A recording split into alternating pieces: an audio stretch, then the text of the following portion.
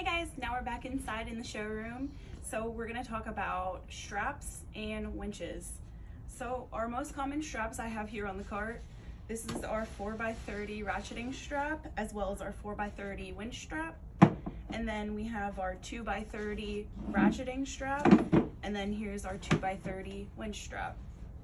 With the 4-inch straps here, they hold a 5,400 pound working load capacity, while the 2-inch straps do a 3,300 workload capacity. Next, we're gonna go and talk about our E-track straps. Our E-track straps we have in 12 footers and 16 footers. The 16 footers are gray and the 12 footers are yellow in color.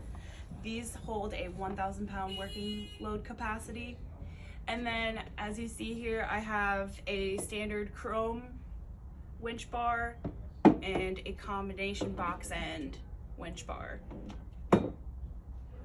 So here at Utility, we not only sell these straps in single quantities, but we also sell them in case quantities. When you buy case quantities, we do offer a bulk discount. So that's this week's showroom spotlight. I'm Kirsten, your partner in parts.